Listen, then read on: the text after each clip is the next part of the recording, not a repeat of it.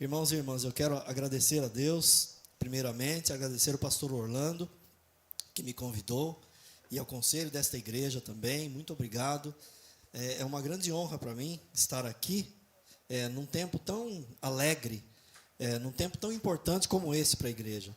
São 66 anos, é isso? 66 anos. Então, é uma bênção, é uma honra para mim estar aqui com vocês neste momento. Comigo está a dona Marisa aqui, ó. A Marisa, que é irmã da Márcia, não é? Irmã de sangue mesmo da Márcia. Então, é muito bom para nós estarmos aqui. Muito obrigado.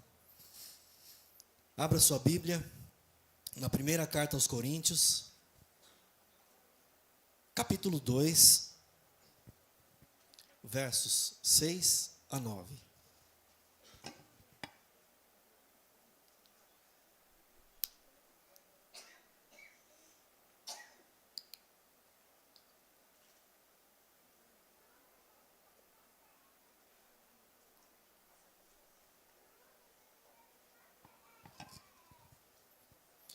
1 Coríntios 2, de 6 a 9. Diz assim a palavra do Senhor: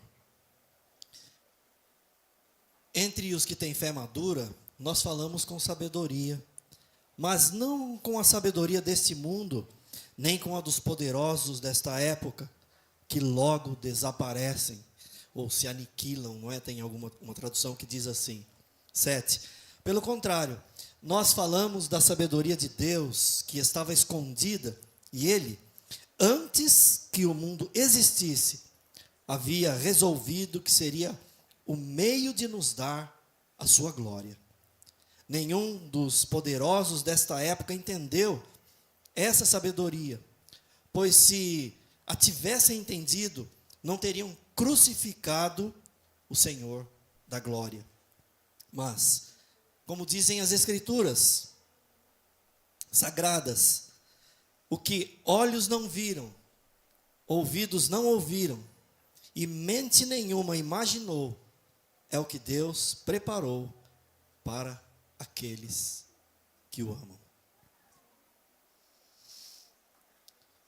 O apóstolo Paulo, ele nos apresenta uma sabedoria, aqui nos versos que lemos, ele nos apresenta uma sabedoria que transcende a compreensão humana, a sabedoria de Deus, escondida desde a eternidade, mas revelada aos que amam a Deus. Essa sabedoria, ela não é produto da mente humana, mas um mistério que só pode ser conhecido por revelação do Espírito Santo. A sabedoria de Deus, ela é central na mensagem paulina. E sempre ela está contrastando com a lógica deste mundo. O seu sistema de valores, o sistema de valores desse mundo, os pensamentos, os comportamentos desse mundo, que são sempre contrários aos princípios do reino de Deus. Paulo, ele destaca que os poderosos desse mundo não entenderam esta sabedoria, pois se a tivessem entendido, não teriam crucificado o Senhor da glória, não teriam crucificado Jesus Cristo, o nosso Senhor e Salvador. E Jesus, por sua vez, desafiou as estruturas de poder do seu tempo e proclamou um reino que não se conforma. O reino de Deus proclamado por Jesus não se conforma a este mundo, não se conforma aos valores vigentes nesse mundo. Irmãos e irmãs, hoje nós somos convidados a buscar e viver esta sabedoria, que não é apenas teórica, mas transforma o nosso cotidiano. A verdadeira sabedoria nos direciona a uma fé madura, capaz de discernir os propósitos revelados de Deus e vivê-los em amor e justiça nesse mundo. Que possamos, como o apóstolo Paulo, abraçar esta sabedoria escondida de Deus, que sempre nos conduz à glória de Deus. Vamos olhar agora para os versículos 7 e 8. E eles nos ensinam que Deus é a origem desta sabedoria. É de Deus que vem esta sabedoria. Ele é a origem. A sabedoria que Paulo descreve não é fruto da razão humana, mas um mistério divino, e um mistério divino planejado por Deus, desde antes da fundação do mundo. Provérbios, capítulo 8, versos 22 a 31. Lá nós encontramos a sabedoria personificada, presente e atuante desde a criação, demonstrando que ela faz parte do caráter de Deus, pois Deus é a origem da sabedoria. Esta sabedoria eterna foi plenamente revelada em Jesus Cristo, o nosso Senhor. O verbo que se fez carne e habitou entre nós. Jesus, que é Deus, que se fez carne e habitou entre nós, cheio de graça e de verdade. E vimos a sua glória, glória do unigênito do Pai. A sabedoria de Deus, irmãos e irmãs, ela está muito acima da nossa compreensão. E ela só pode ser acessível por revelação. Só conseguimos atingi-la quando o próprio Deus nos revela. E ela nos capacita a entender os propósitos de Deus e a glorificar a Deus em nossa vida.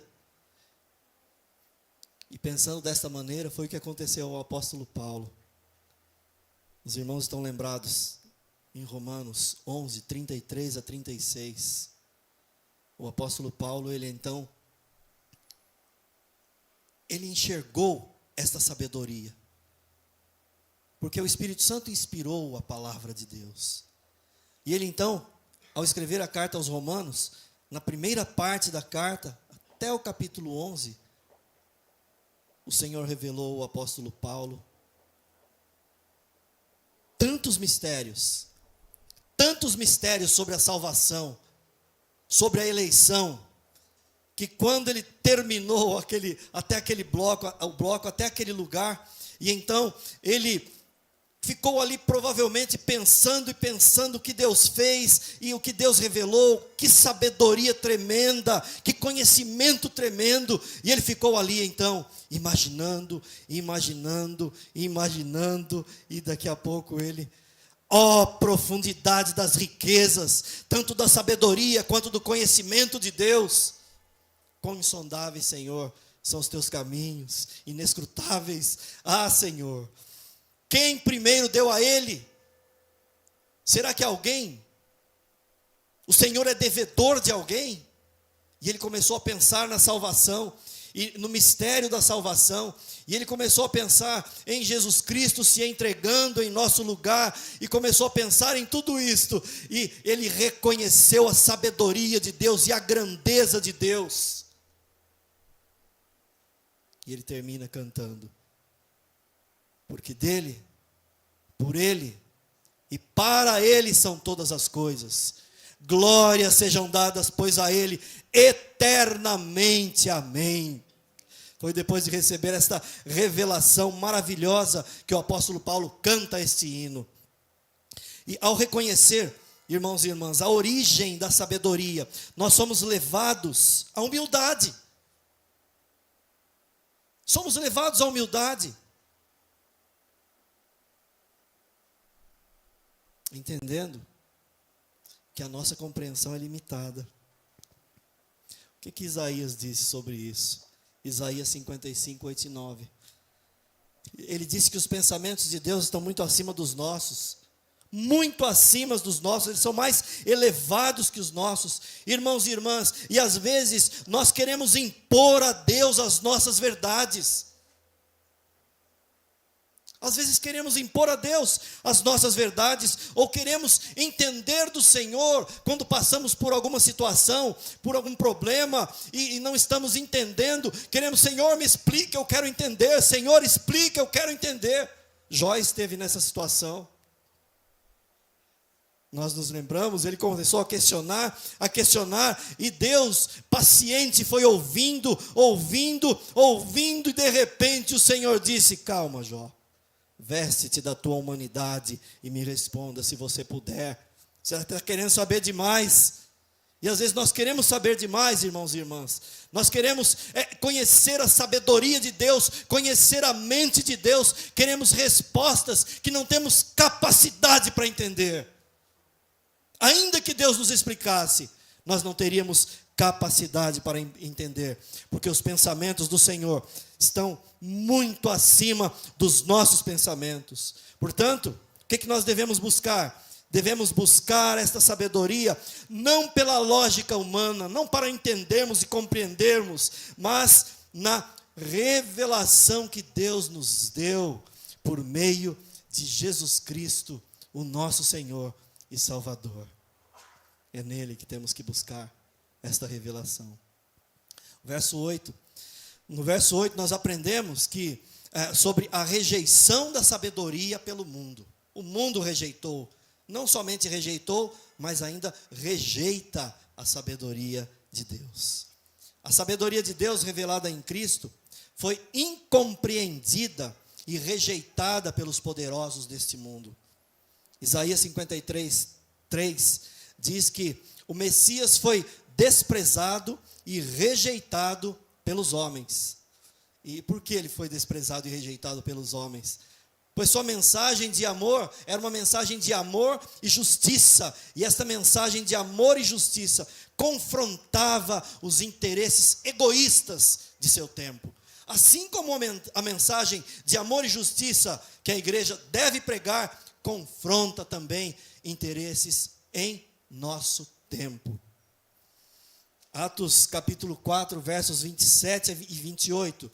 Ali, Herodes e Pilatos, que são representantes dos poderes político e religioso, eles uniram-se para crucificar Jesus, cumprindo, sem saber, um plano, um projeto divino. Jesus, irmãos e irmãs, ele desafiava as estruturas opressoras de seu tempo, e é isso que a igreja deve fazer. A igreja não deve aliar-se ao poder, mas a igreja deve desafiar as estruturas de opressão do tempo em que vive. E este modus operandi de Jesus, ele demonstra por quê que a palavra de Jesus foi tão rejeitada em seu tempo. Porque ele não se acomodou ao seu tempo. E ele não se acomodou à política, ele não se acomodou à religião, mas Jesus ele estava 100% alinhado com o reino de Deus, com o projeto de Deus, com a sabedoria de Deus para este mundo. Irmãos e irmãs, tem uma outra palavra que eu vou usar aqui, que é uma palavra que a sabedoria divina, ela é subversiva. Você sabia disso? Que a sabedoria divina é subversiva? Ela não se alinha aos valores do mundo, valores como poder, riqueza e status, mas ela propõe um caminho de serviço e amor ao próximo. 1 Coríntios, capítulo 1, verso 18, fala que, diz que a mensagem da cruz é loucura para os que estão se perdendo, mas para nós que estamos sendo salvos, ela é o poder de Deus. O poder de Deus para nos dar nova vida. O poder de Deus para nos transformar para transformar a nossa mente, para transformar o nosso coração. O poder de Deus, olha o poder de Deus, para enxergarmos o outro. O poder de Deus para proclamar a sabedoria de Deus ao outro. Essa aparente loucura revela a profundidade da sabedoria de Deus, que só pode ser compreendida pela fé. Somente pela fé. A rejeição da sabedoria divina pelo mundo nos lembra que, como cristãos, somos chamados a viver de maneira contracultural. Romanos 12:2 nos fala sobre isso. Ele nos exorta, o texto nos exorta a não nos conformarmos a este mundo, mas a sermos transformados pela renovação da nossa mente. E essa transformação nos capacita a discernir e abraçar a sabedoria de Deus e a viver por ela, mesmo quando ela é incompreendida pelo mundo ou rejeitada pelos outros. Nós abraçamos e vivemos por esta sabedoria, que é a sabedoria de Deus. Estamos falando demais da palavra sabedoria, não é? Que sabedoria é esta? O que é a sabedoria de Deus? No versículo 9, o apóstolo ele ensina sobre a revelação da sabedoria aos que amam a Deus. Este é o mistério revelado aos que amam a Deus. A sabedoria de Deus, embora escondida dos poderosos deste mundo, é revelada aos que amam a Deus. E esta revelação não é fruto de mérito humano, mas da graça divina. Efésios 2:8 diz o quê? Porque pela graça sois salvos, não vem de vós, é dom de Deus, não de obras, para que ninguém se glorie. E ela se manifesta em humildade. Mateus 11:25, onde Jesus diz que não foi revelado aos poderosos, mas foi revelado aos simples, aos humildes é que foi revelada esta sabedoria, que é a sabedoria de Deus. E a sabedoria divina se revela na prática do amor. É na prática do amor que ela se revela, na prática da justiça, transformando vidas, transformando sociedades, pois revela um reino de amor, serviço. Portanto, não é apenas teórica. Às vezes, irmãos e irmãs, nós vimos a igreja e aqui participamos dos cultos e saímos com tanta teoria, e a nossa vida não muda.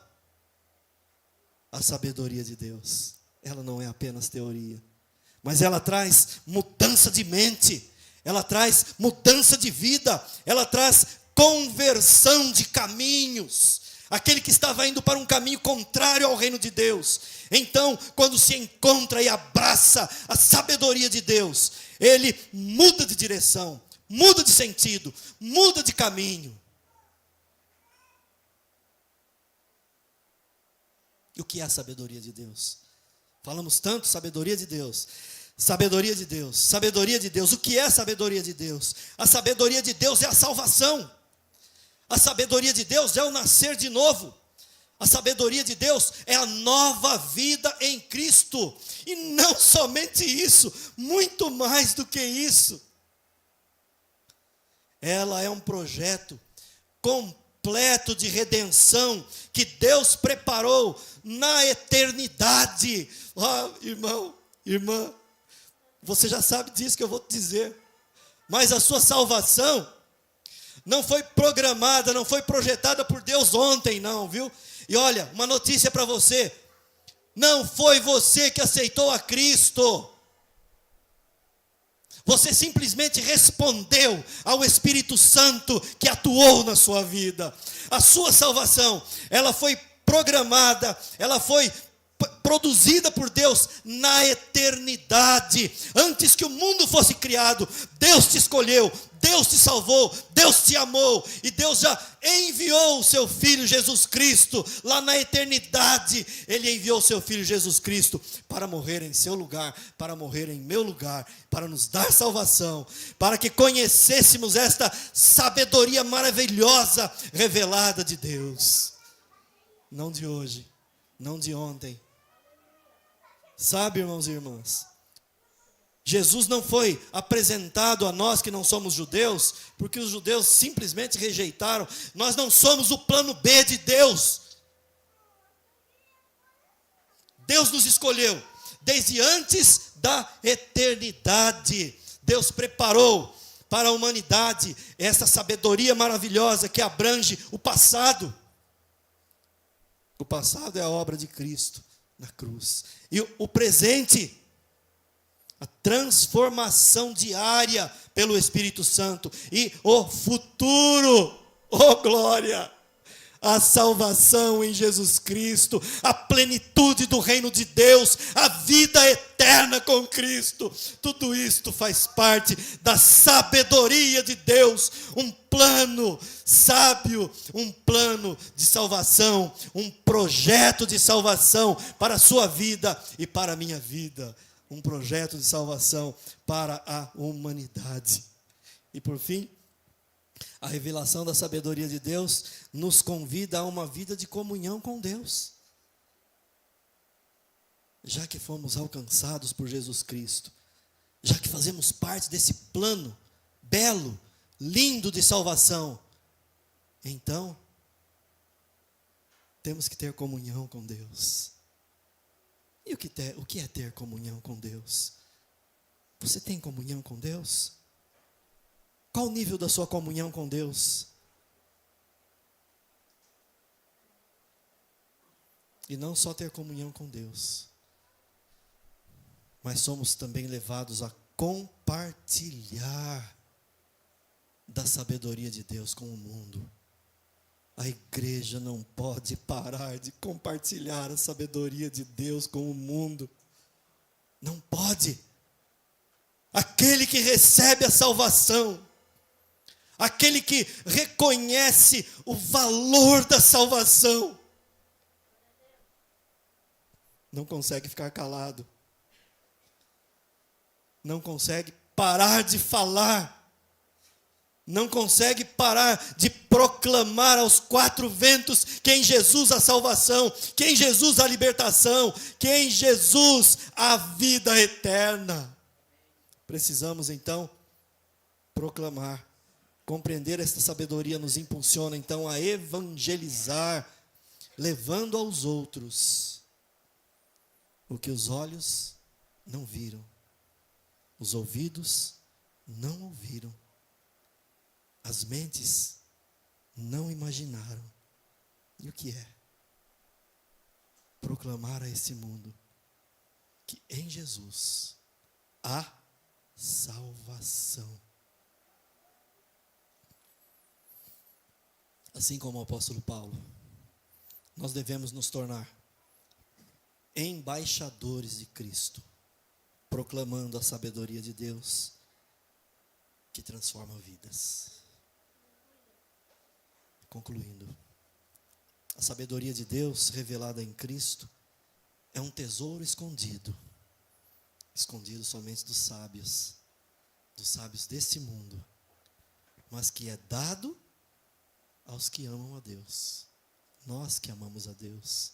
E há muitos que têm por aí, aos quais nós precisamos proclamar o Evangelho, que também amarão a Deus.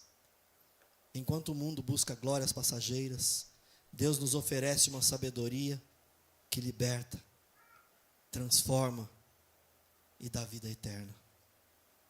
Porém, esta sabedoria não é apenas para nós, irmãos e irmãs.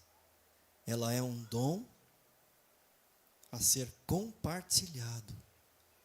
Nós somos chamados a levar esta boa notícia a todos, a começar pelos da nossa casa, no lugar onde nós moramos, no lugar onde trabalhamos, e a todo mundo pregar o Evangelho. A todo mundo falar sobre a sabedoria de Deus.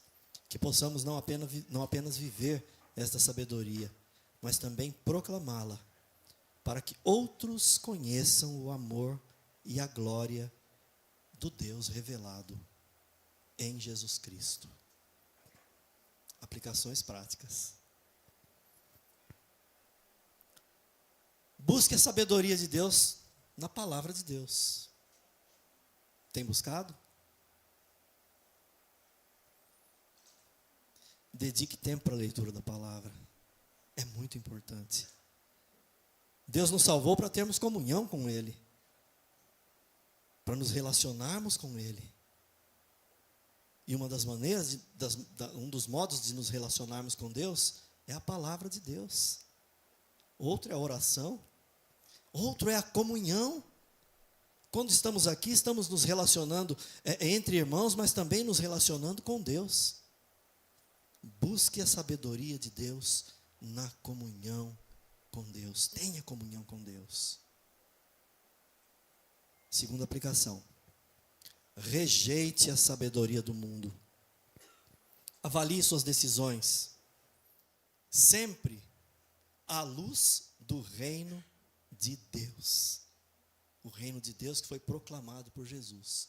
As nossas decisões, em todos os campos da vida, devem ser avaliadas, tendo como padrão um reino de paz, de amor, de justiça, de perdão. O que não passar por esta avaliação, rejeite, porque é sabedoria do mundo.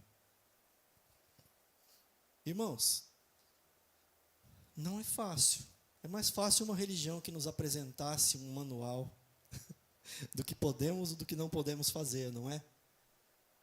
Do que um evangelho que nos manda pensar, que nos manda avaliar, que nos manda conhecer, que nos manda comparar e rejeitar se não passar, se não estiver segundo o padrão.